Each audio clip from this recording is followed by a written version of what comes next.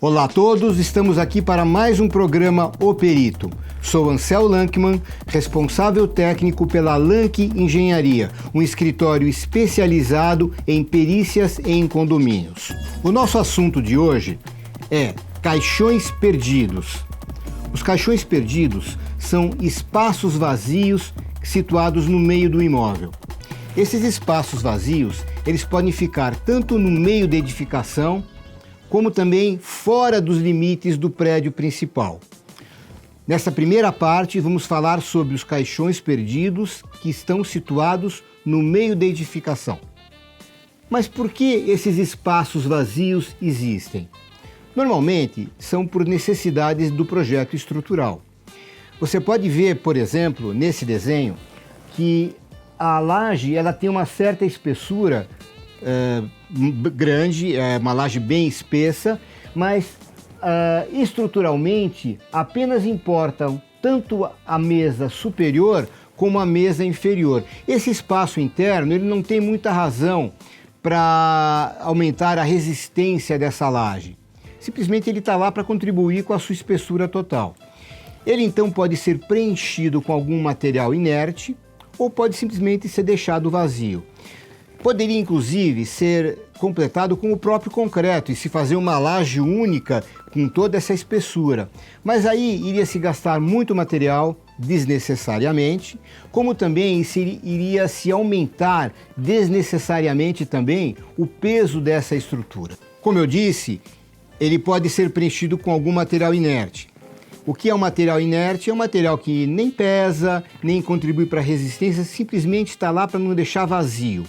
Se usa muito isopor, se usa a própria madeira da forma que eventualmente ela não é retirada. Eu não aconselho porque a madeira apodrece, tem todos os problemas advindos do apodrecimento dela, mas a rigor, estruturalmente falando, pode ser deixado.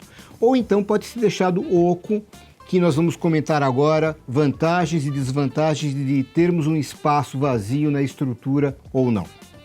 Um outro exemplo de uma laje como essa que eu estou falando são as lajes nervuradas que você pode ver nessa próxima foto. Por que ela chama nervurada? Porque esses elementos verticais que compõem cada célula dessas que compõem a laje num todo chamam-se nervuras e elas que são as responsáveis por garantir a estabilidade desse conjunto todo e a resistência geral dessa laje. Esses espaços vazios eles não têm função estrutural, então eles podem ser deixados vazios, como vocês estão vendo aqui na fotografia. Note que essa foto, ela se refere ao teto de um estacionamento, de uma garagem. Portanto, não tem nenhum tipo de preocupação estética em não se deixar dessa maneira a laje. Você vê que inclusive tem tubulações aéreas penduradas na própria laje, e o fato de elas estarem totalmente expostas facilita muito a manutenção, o acesso a elas. Enfim, quando se trata de estacionamento, é muito comum que se deixem essas lajes nervuradas expostas. Esses espaços vazios da laje, eles já são chamados de caixão perdido, embora muita gente se refira a esse termo caixão perdido apenas quando existe um fechamento inferior e esses vãos ficam ocultos dentro da estrutura. A pergunta maior é a seguinte: qual é o problema que esses caixões perdidos oferecem para nós? Como que eu devo administrar isso e se realmente é um problema ou não? O principal problema é me impedir a visão do que está acontecendo na laje lá em cima. Veja aqui na próxima foto, uma patologia que foi ocasionada por uma infiltração. Toda a armadura estrutural ela se oxidou e o concreto começou a desprender por conta da expansão que os ferros sofrem quando eles se oxidam. Veja, isso aqui foi visível numa garagem e logo pôde ser tratado. Mas imagine a situação se eu tivesse um forro e não pudesse ter acesso a essa laje, não pudesse ter visão dessa laje. Como que eu ia saber que essa laje está nesse estado e que precisa de um tratamento? Conclusão, Primeiro problema de um caixão perdido, ela não nos dar a visibilidade de um problema que possa estar ocorrendo no interior dele. Agora, esse material que fecha esse forro, ele pode ser um material de fácil ou de difícil remoção. Se for um forro de gesso, por exemplo, que eu facilmente posso recortar, enfiar a cabeça lá dentro do forro, e com uma luz, com uma lanterna, poder fazer um exame, é muito tranquilo, é muito fácil para nós como administradores identificar algum tipo de problema e até fazer o reparo, porque, como eu disse, é um material de fácil remoção. E se for um material de difícil remoção, como por exemplo um estuque, que é uma argamassa de cimento feito sobre uma tela, ou mesmo uma laje de concreto, uma laje simplesmente de forro. É muito comum, como por exemplo, você pode ver nessa foto. Aqui na verdade são duas lajes, onde a laje de baixo não tem razão estrutural, ela é apenas um forro.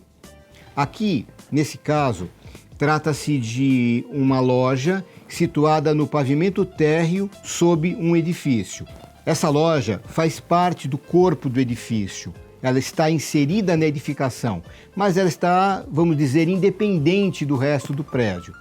Isso não quer dizer que essa laje de cima não tenha que ser examinada e isso vai ser dificultado pela presença da laje de baixo que não tem nenhuma razão estrutural de estar lá.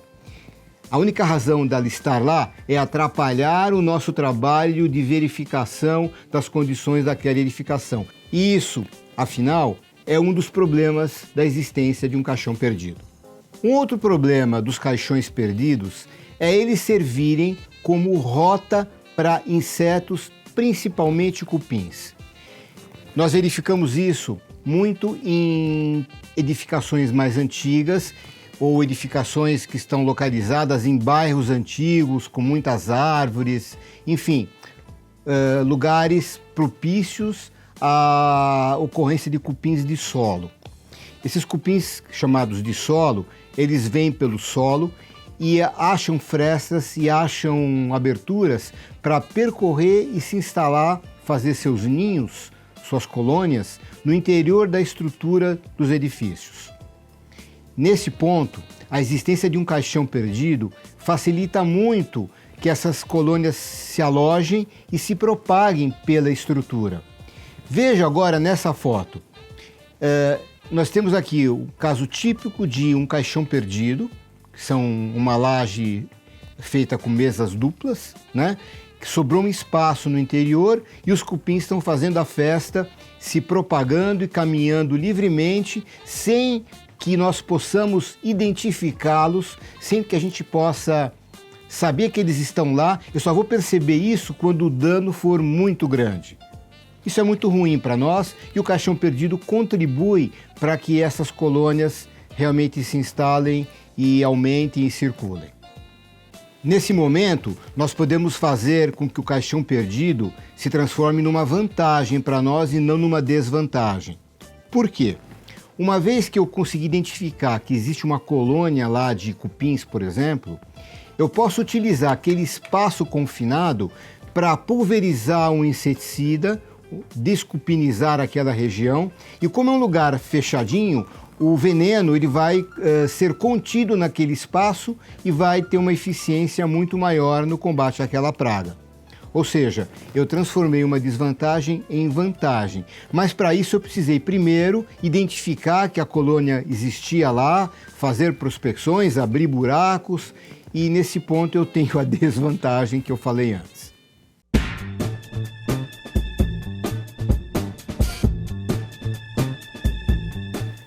A pergunta de hoje vem da Cássia A. de Santo André. Cássia, você não mandou seu endereço, como é que eu vou fazer para te mandar a sua caneca? Mande, ainda há tempo, você vai receber a linda caneca do programa O Perito no endereço que você nos mandar. Pergunta a Cássia. Ansel, os cupins se proliferam pelos vãos dos prédios na horizontal ou na vertical? Cássia, uma má notícia para você. eles se propagam na horizontal, na vertical, na diagonal, onde tem algum espaço para eles saírem atrás do alimento deles, eles vão se enfiar e vão circular por ali. Os cupins não comem concreto, como muita gente acha. Eles utilizam os espaços dentro do concreto, nas edificações, para ir atrás do material que eles se alimentam, que são os derivados da celulose. Isso pode ser madeira, pode ser papel, pode ser, enfim, tudo que é derivado de celulose serve como alimento para os cupins. Vamos ver agora alguns exemplos de espaços tanto horizontais como verticais por onde os cupins podem se propagar. Essa primeira foto mostra um piso elevado que é muito comum em escritórios, onde há necessidade de passagem de fios e cabos, onde fica um vão entre o piso original e o piso que foi elevado. Esse piso, obrigatoriamente, tem que ser inspecionado periodicamente para que se identifique a presença desses bichinhos lá.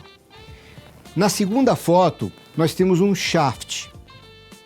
Lembrando que é um shaft, são dutos, são vãos verticais que tem num edifício, que são próprios para passagem de prumadas, de tubulações de hidráulica, de elétrica, de informática, enfim, do que for.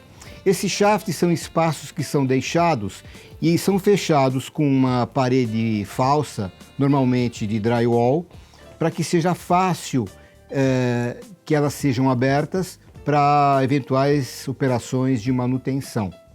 Bem, esses espaços abertos são ótimos para o cupim circular livremente de um andar para o outro.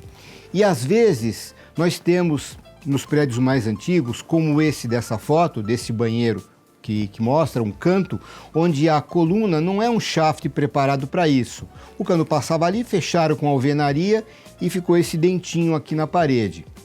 Bom, ele não está hermeticamente fechado. Dentro desse bloco, desse dentinho aqui, existem vãos por onde os cupins normalmente passam e circulam livremente de um andar para o outro. Ou seja, você está vendo, Cássia, que existem maneiras deles circular tanto na horizontal como na vertical, enfim, onde tem vão para eles andarem, eles andam. Chegamos ao final do nosso programa. Convido vocês para assistir a segunda parte do assunto Caixões Perdidos, onde eu vou falar sobre os espaços deixados fora da edificação principal. Muito interessante também, não percam e até lá!